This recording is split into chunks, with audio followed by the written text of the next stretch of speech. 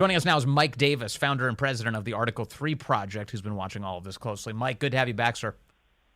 Thank you for having me. Robert Hur, he laid out a very damning series of facts about Joe Biden, and yet no charges for the president. What did you think of that?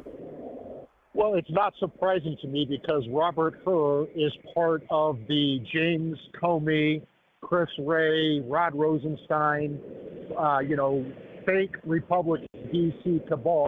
When I was counsel in the Senate Judicial, I held up Robert's nomination to be U.S. Attorney in Maryland for several months because I knew he's part of the law, and he really delivered today for Joe Biden. They have clear evidence that Joe Biden violated the Espionage Act by taking these classified records, 5 stashes of stolen classified records from his time as vice president and even as a senator, which you have no way of explaining other than he knew what he was doing.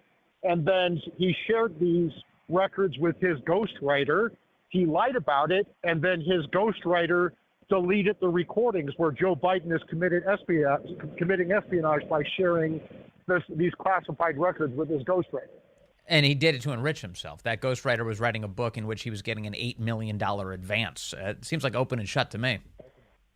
Yeah, and that's just part of it. Remember, Miranda Devine at the New York Post reported that it looks pretty clear that Hunter Biden also used classified materials in a 23-point memo that Hunter Biden drafted when apparently Hunter Biden had the prostitutes go home and put away the crack pipe and became a geopolitical expert in Ukraine to secure millions of dollars in Burisma funding for the Bidens.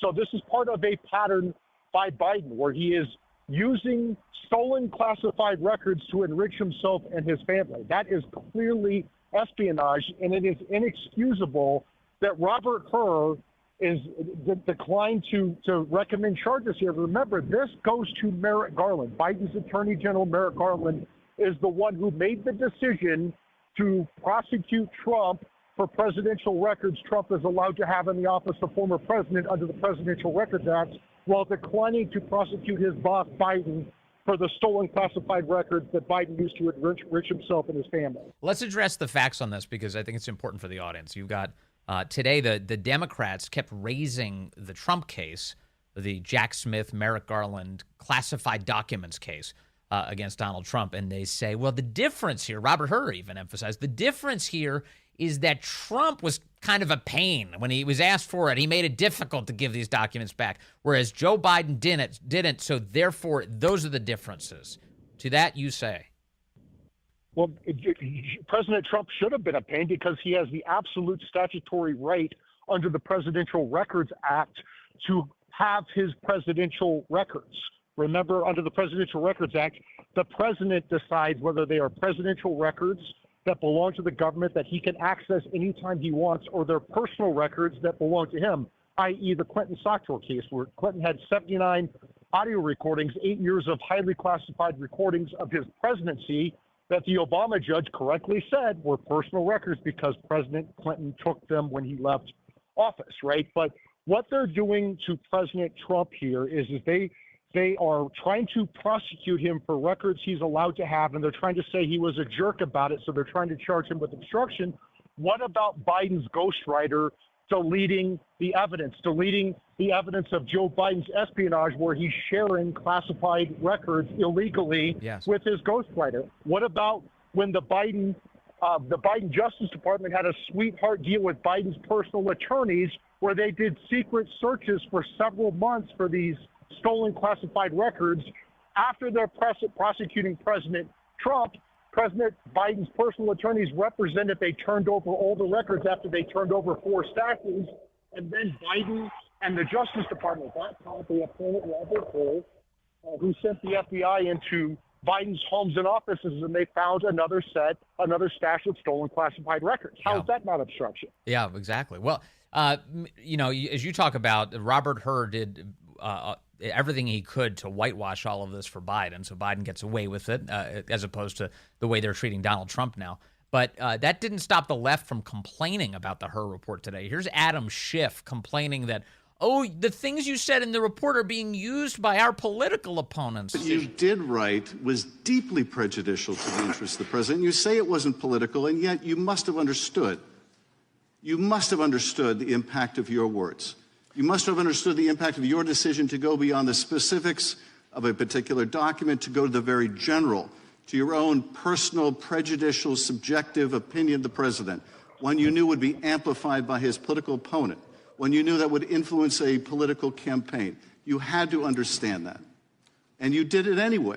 And you did it anyway. And let me just go to some of the differences here between the president's conduct and Mr. Trump's. In the superseding indictment, on page 3, it says that Mr. Trump suggested that his attorney falsely represent to the FBI and grand jury that he did not have documents called for by the grand jury's subpoena. You didn't find anything like that with respect to Mr. Biden, did you? Congressman, I do not have the Trump indictment in front of me, but I need to address something that you said in your prior question. What you were suggesting is that I needed to provide a different version of my report that would be fit for public release.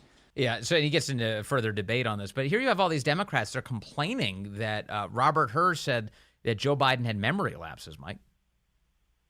So this is amazing to me. There is clear evidence that Joe Biden committed espionage by willfully retaining these classified documents and willfully sharing these documents with his ghostwriter. They have him on tape saying this. His ghostwriter destroys the tape. That is a clear Espionage Act violation. It's clear obstruction of justice. Biden should have been charged. The only reason he's not charged is because Robert Hur went out of his way to protect Biden by saying, I don't want to charge him because he's a lovable, demented man, essentially, and it would be difficult to prove that he willfully did what he did. That's just complete nonsense. Robert Hur is protecting Biden, and the Democrats should be very happy with Robert Hur that he said what everyone already knows, that President Biden is demented and didn't recommend espionage charges they did with Trump. There was a big piece in the Washington Post this morning on this same issue, which is that the White House is angry at Merrick Garland for not being political enough, and not literally just removing any reference to Biden's senility from the report, and just saying he's exonerated, he didn't do anything wrong, and on we go. Do you get the sense that this is just meant to give us the appearance that they're being tough on Biden? They look, remember, it was Joe Biden who went to the Washington Post and complained that his Justice Department and other Democrat prosecutors weren't prosecuting Trump. Yes. And then, what do you know? Jay Bratt does this raid on Trump for presidential records he's allowed to have under the Presidential Records Act. And Matthew Colangelo gets sent from the number 3 office in the Biden Justice Department to resurrect the zombie case against Trump in New York that's going to trial in 2 weeks. This is all lawfare driven by Biden, and I cannot believe that they're upset with Robert Hur for protecting Biden. Yeah, it's amazing. All right, Mike Davis, thank you very much from the Article 3 Project. I really appreciate your insight into all of this, as always. Thank you, sir. Thank you. That's Mike Davis. And